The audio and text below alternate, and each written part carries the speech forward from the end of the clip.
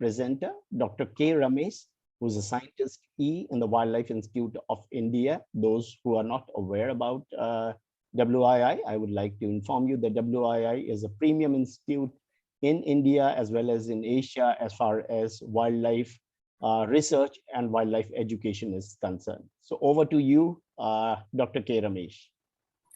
Thank you, Dr. Pradeep. And so once again, greetings to all of you for participating in the session. So this presentation, I think I needed to share the screen.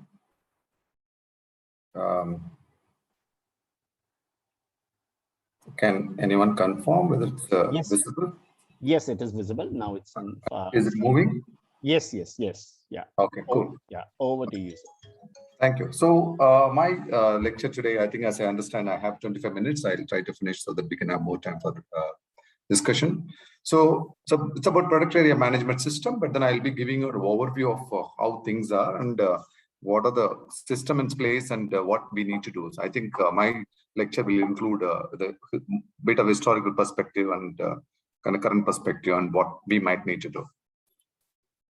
So before moving into, I mean, of course, I would be taking a lot of examples from India, and it's important to give the background information, to give the perspective. So India is one of the 17 mega biodiversity countries of the world, as all of you know, and you also know those countries which are those 17 mega biodiversity countries. As you would see, most of them would actually be represented in Asia and Africa.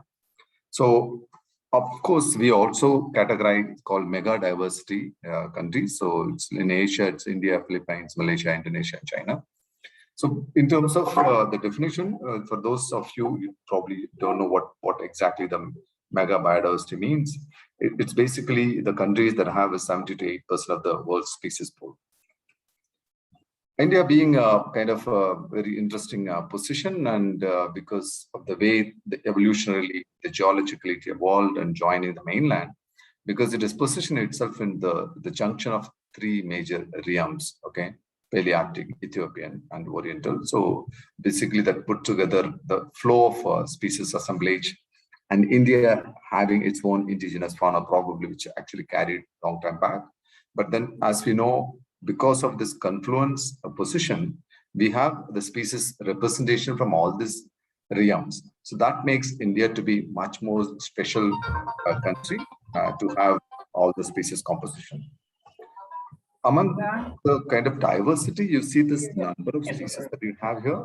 I think we have about 26 recognized endemic centers for flowering plants, 30% of the world's flora, and 7.3% of global fauna. It's a humongous species pool. And you see the statistics here for the angiosperms, butterflies, fishes, amphibians, reptiles, birds, and mammals.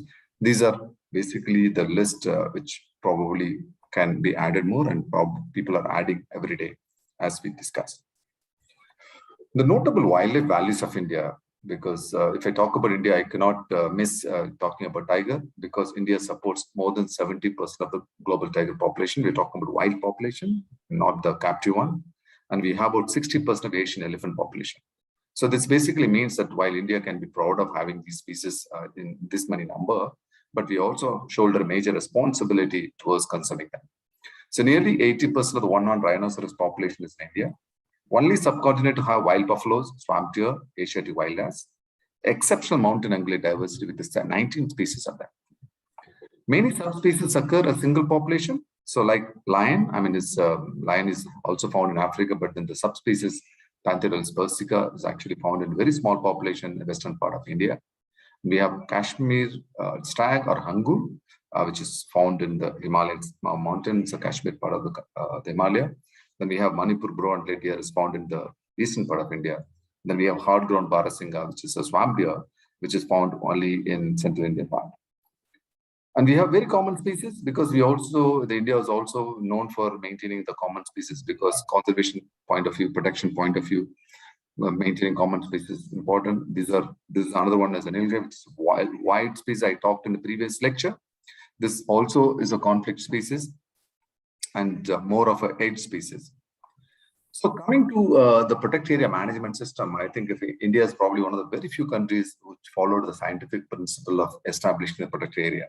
So we had this, the Biosphere zone classification. This was done through a scientific process and expert assessment, making the India into 10 Biosphere zones. So these are the Trans-Himalayas, the Himalayas, desert, semi-arid system, Western Ghats, Deccan Peninsula, Gangetic Plain, coast, northeast, and islands. So these are those kind of categorization that the experts have been able to do. This is one of the classic document that we have, which was to guide the protected area distribution. Earlier, the protected areas were distributed based on known the sites for species significance, or sometimes it was also converted hunting grounds.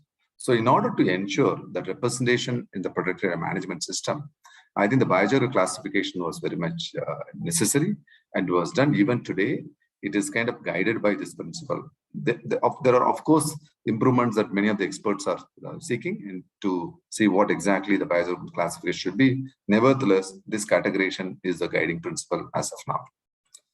To give you background what these Biosphere zones are, because these Biosphere zones actually represent each of the system and have its unique species.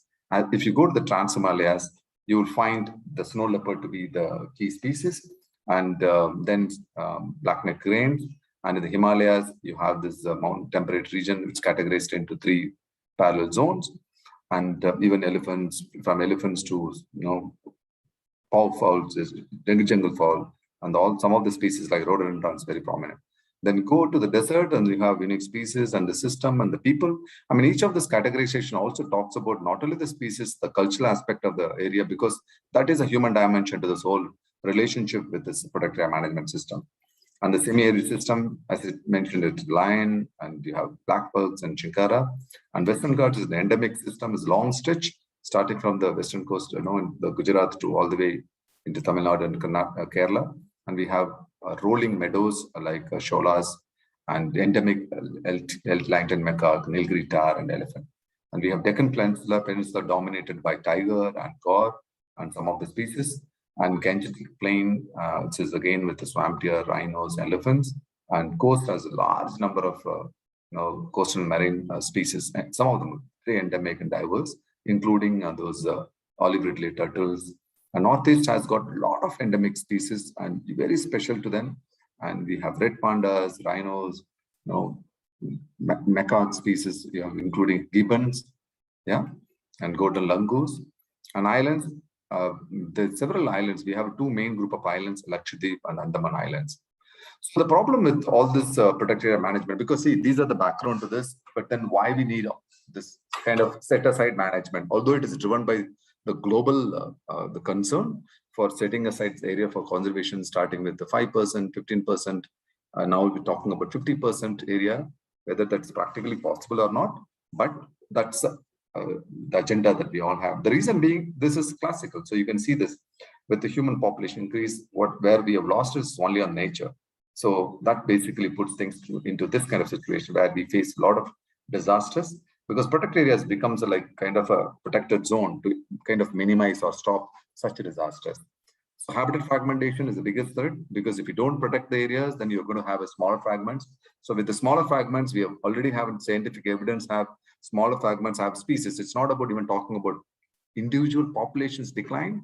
It's even a species number is getting declined when there's a fragment. Linear infrastructure. If you don't have a protected area set aside, linear infrastructure can cause havoc, and there are lots and lots of evidences. Land degradation, mining, again, if you don't protect them, the protected system. So these are going to be some of the major damages that we may have. Hydropower, of course, we need all of them. Mountain system is particularly drawn into this kind of management challenges, because one side we need hydropower, other side we needed to kind of ensure the biodiversity of that unique system remains. So it's a big challenge, but then it's something that we as a professional needed to live with and respond. And the human interference leads to resource conflict. So the resource conflict causes the negative response, and including the disease prevalence, which is something that we needed to take note of, because how the protected area system can actually allow this to be handled. If you don't have them, this which I talked about, the blurred interface, can actually cause havoc even in terms of pandemic. So one of the study by my student which completed PhD very recently is looking at the modification riverine habitat in the Western Himalayas, how it affects, because it affects the natural flow regime. Okay, it actually affects the the natural banks through land use changes. It completely changes into natural areas into much more concretized area, because we have a lot of evidences without bank vegetation, the diversity along the river system will get lost. So modification leads to these kind of major problems. I mean, sometimes it's unavoidable, but it is there. And we also see that the riverbird conservation is kind of linked to the protected network. So because only we have a very limited support system coming from protected area, because large species pools of river birds are outside the protected network, except some of the protected area which is able to protect them, that we still needed to have this scope expanded. So coming specifically into the way this is management, protected area management system operates in India, you can see this is a kind of a protected network distribution all over the country. Okay, so we are now nearing to 5% of the geographic area, which is from a global perspective is good. But then if you look at the forest cover, the protected forest, I mean, it's also kind of different, similar category in terms of protection. So that's going to 25 above percentage. And if you include the other natural areas, it will also increases. In terms of the category that we have in India is about, these are the national parks, wildlife sanctuaries, community reserves, and conservation reserves. We also have elephant reserve, tiger reserve, but then in terms of the legal sanctity to under the Wildlife Protection Act, these are the categories. But national parks means that there's no human intervention whatsoever. Wildlife sanctuaries, some access is allowed. Community reserve is a land owned by the community but has got biodiversity value. The conservation reserve is a land owned by the government but then has got the human interface activities are there. So starting 1988, now 2019, I mean, now it's 2021, the list has been updated. So we have about 870 protected areas as in total, kind of protecting 5% of the geographic area. So initially starting with the land focus, which started with the man and biosphere reserve concept, where we had core, buffer, and transition zones. But then we had moved on from land focus to we have species focus, which is the Project Tiger, focusing on one umbrella species, then saying that, okay, this could actually benefit the larger species. This is happening because India's conservation, at least in the mainland, is driven by tiger, and that has really contributed tremendously. In fact, there's a lot of professionals and officers who have been able to contribute to this transformation, I would say. And then ultimately, whether you have land concept or species concept, but the whole conservation viability will be land species relationship or nexus, you call it, because from the metapopulation context, because individuals or species, or even the diversity, if you take island biogeography concept, I think this metapopulation always is a major driver because there is a land and species relationship are so strong, you can't differentiate. Therefore, we needed to look at integrated landscape management strategies. Currently, even though we have a protected area system in place, and that's increasing with the number, but the whole operational paradigm has changed, which is looking at integrated landscape management, which is essentially looking at the entire biogeographic zone or even other land which is defined either for the land or species.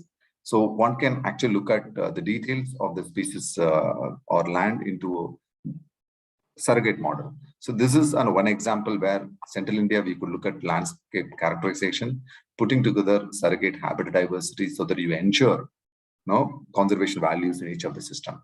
So therefore, you don't miss out on any representation uniqueness of each of the system. So landscape characterization is very much important. That has been done. And then using some of the species distribution modeling, one can basically, this is an example, not just India. It's one example is picked up how people's species distribution modeling can happen.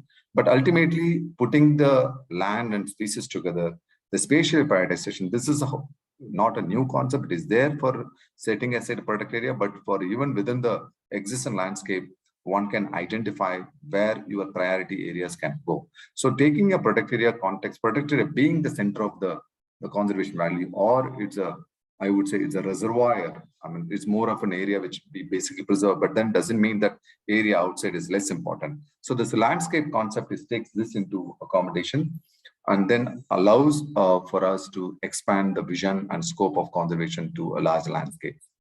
because the decision making I needed to actually look at alternatives, because we have a protected system, we are looking at the benefits, and we also need to look at what are the alternatives. That's where the whole large landscape integrated management strategies comes up, because we have a lot of wildlife values even outside the protected networks. Therefore, we look at alternatives, we look at uncertainty and look at high risk consequences, look at interpersonal issues and complexities, because these are some of the elements which are very important in wildlife, in the protected area system and in a larger landscape system. Because you need to visualize this large landscape system is kind of an integrated model rather than protected area and outside protected area, because part of this landscape you have the protected area. But moving forward, it's also important to know how secure our protected areas are. Because whether it's a climate change effect or all of the large scale normal issues. So globally, there is a process that is being done. So management evaluation, management effectiveness evaluation process. So this is looking at in different concept how these protected areas are managed. For India, this has been a thorough process, especially for Tiger Reserve and also for other reserves. People are looking at different categories based on the scores. So one is able to categorize the protected area into very good, satisfactory, poor. This allows a manager to take note of and then look at very specific point where the score is affected. So then work around instead of looking at very gentle model when there is specific inputs that can go into the protected management. So which basically then allows us to focus on kind of a very focused conservation outcome, because in addition to the land and the species focus, I said, because there are species which live exclusive protected area, there are species which lives beyond the protected area. So all this can be brought under a specialized conservation strategy. So in India, we've been able to have species specific focus under this even species recovery plan, species like tiger, snow leopard, turtle, wolf, brown-legged deer, gharial, and lion. So all these species are now taken up as a special focus. And then we have large-scale survey programs which guides the process of conservation agenda. And we have technical support system already in place for species recovery. I know from Asian context, so tiger recovery in India has been taken as a good model, and other countries like Cambodia and many other countries, I think this exchange of knowledge is taking place where the conservation discourse can be taken up. So similarly, we have expertise developed on large-scale transportation of herbivores from one place to other. And then special focus on snow leopard, looking at the securing the Himalayan system. So it has been done, and how much ever the land area is very complex and challenging, but then conservation inputs have to go on. So people are coming up with the different models. Now UNDP and other players have come up with a new model called Secure Himalaya, which is a value of the protected area in each of the landscape. And we have special focus on the some the vegetation and the floral system and the interrelationship between other disturbance elements. On marine sector, yes, there are special focus, and we have the specific activities on the key species like olive ridley turtle, trying to monitor them, use the technology, and trying to provide suggestion with respect to the development aspirations or the agenda of the country. And there are guidelines that is being done to deal with the linear infrastructure in the protected area system or outside the protected system. And also getting into the climate change impacts assessment. So we have the whole lot of mission, the national action plan climate change, under which we have an exclusive mission for the Himalayas, the mountains, the national mission on sustaining Himalayan ecosystem, which I've been very much part and trying to develop spatial models to see where the vulnerability is very high. And the other one is a specific program on the landscape models. We have the landscape-based system. These are the things that I'm highlighting as a case for us. For some of you listening, maybe try to look through the details and see whether there can be some lesson drawn from this. And we have this other forest restoration project focusing on some of the key species. The species list is getting added more and more. And we have special focus on the entire Ganges as the main one of the top 10 rivers in the world. So with the focus on the biodiversity, capacity building, restoration, so setting up some centers to rescue and rehabilitation, and community-based programs and things like that. So basically, summing up this whole the narration that I was just trying to present. So we have the protected area system, which is driven by certain scientific processes, by the classification. From a land focus approach is also there, and there's a species focus approach is also there. Then we are looking at more of integrated approach. So this is specifically more relevant now with the COVID and post-COVID situation, because we know now it is going to be a new normal situation for all of us. And One Health, which is linking the environment health, the animal health, and the people health, is going to be One Health concept which is evolving. So with under the protected area system or under the integrated management system that is going to be there, because this is allowing us to take on this adaptive management strategy, accounting for this new normal and One Health. So that's the kind of path that we basically looking at it. Ultimately, the solutions are going to be integrated nature culture solutions, because nature has its own strategies unless we allow for our own options. Suppose if the nature can have its resilience capacity, we really need to know what is a tipping point that we can play around with, because most of us play around with nature as if nothing is going to happen, but there's a lot at stake. So the attitude of us, the culture of us, the nature of us is going to be the deciding factor. Therefore, the integrated landscape strategy kind of amplifies the integrated nature culture solutions. Yeah, so that's the kind of take-home message I like to present as a protected area system management. So thank you, everyone. Yeah, For listening. thank you, Dr. Ramesh. And I think it was well within time. You still have time, but I think we will utilize that time for the remarks also.